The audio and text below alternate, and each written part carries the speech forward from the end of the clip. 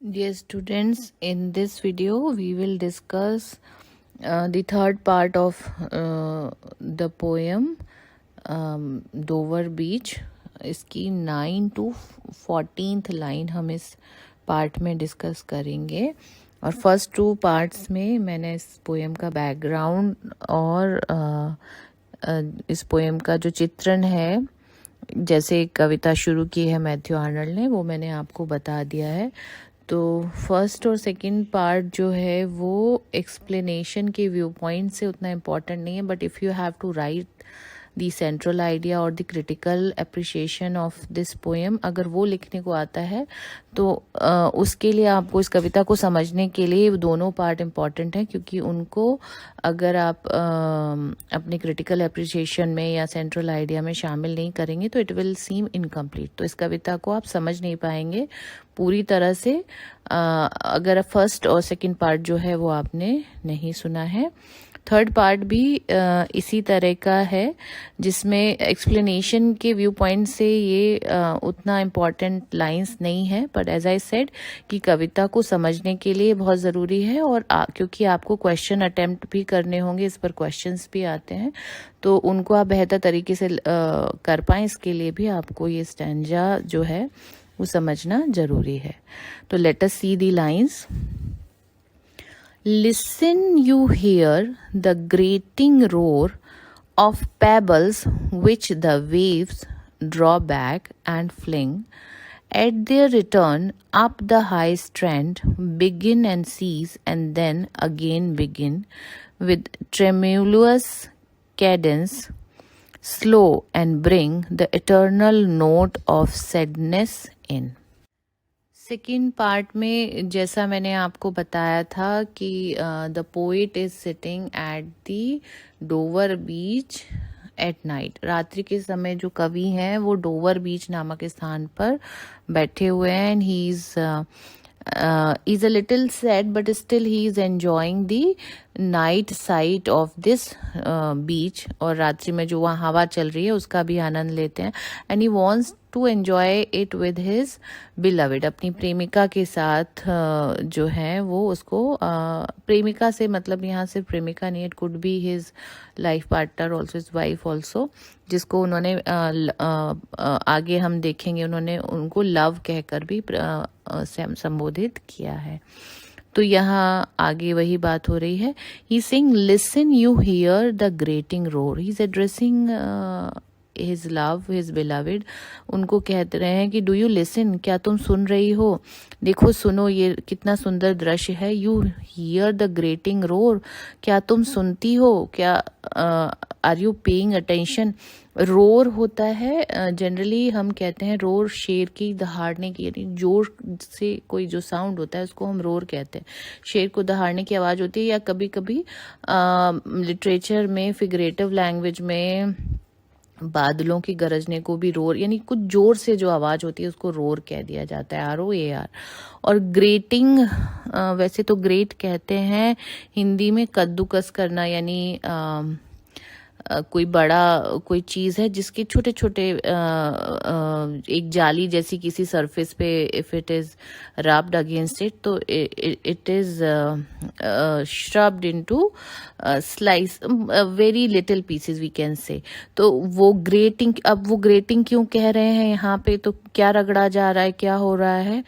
अब आगे देखिए, of pebbles, actually this is a rocky beach. ये जो समुद्र का किनारा है ये सैंडी बीच नहीं है, रेत का बीच नहीं है, इस पे रॉक्स हैं, पैबल्स हैं, छोटे छोटे पत्थर हैं, चट्टाने हैं। तो ये जो पानी, जो वेव्स हैं पानी की, जो ये जो बीच पर आती हैं, तो they are rubbed against these pebbles, उनसे रगड़ती हुई आती हैं, and they create a grating road. वो उनसे एक रबिंग का सॉर्ट ऑफ साउंड, जो उनसे रगड़ती हुई आवाज आती है. Roar because they are the waves are coming with force, बहुत प्रेशर के साथ वो आती हैं, इसलिए जोर से आती हैं. बट जब वो पेबल्स के साथ टकराती हुई आगे बढ़ती है तो it creates a harsh sound. आप ग्रेट रोर को एक हार्श साउंड भी समझ सकते हैं. एक अलग तरह की आवाज, रगड़ने की जैसे आवाज होती है, वो पैदा करती है. पेबल्स कहते हैं छोटे छोटे जो पत्थर के टुकड़े होते हैं और जो नदी के किनारे, समुद्र के किनारे पड़े रहते हैं. पानी के लगातार रगड़ने से वो काफी चिकने भी हो जाते हैं. तो दोज आर कॉल्ड पेबल्स. तो इसको कह रहे हैं वो, listen you hear the grating roar, do you hear the harsh sound of these pebbles which the waves draw back and fling. तुम इन पत्थरों की आवाज सुन रही हो, the harsh sound of the pebbles, और ये pebbles which the waves draw back and fling. Fling माने फेंकना, थ्रो. पहले जब लहरें समुद्र से आती हैं लैंड पर, तो ये पेबल्स वो लैंड की तरफ उछाल देती हैं, आगे बढ़ जाते हैं. And when those waves go back, when they retreat, when they recede, जब वापस समुद्र की तरफ जाती है तो वो अपने ही साथ उन पेबल्स को वापस भी ले जाती हैं. एंड इट गोज ऑन, और इसी तरह से ये चलता रहता है. And it creates a sound at their return up the high strand. Strand means sea shore. ये जो सी शोर है, स्ट्रैंड ऑफ डोवर बीच, ये यहाँ पर ये सारा सीन जो है घटित हो रहा है इस समुद्र के किनारे पे. Begin and cease and then again begin. This cycle of waves coming to the sea beach and carrying with them those pebbles and throwing them up to the land and then taking them back with them. This cycle goes on. Begin, ये शुरू होता है, waves roll on, ये आगे आती हैं इस तरह से, पेबल्स को अपने साथ उछाल के समुद्र के किनारे तक ले आती हैं. और व्हेन दे रिट्रीट, जब वो वापस जाती हैं और तो इनको वापस अपने साथ ले जाती हैं. तो बिगिन एंड सीज, ये शुरू होती हैं, लहरें आती हैं कुछ देर. सीज होता है रुकना, ठहरना, थोड़ी देर के लिए रुकती हैं. For they take a momentary pause, बहुत थोड़े से समय के लिए रुकती हैं.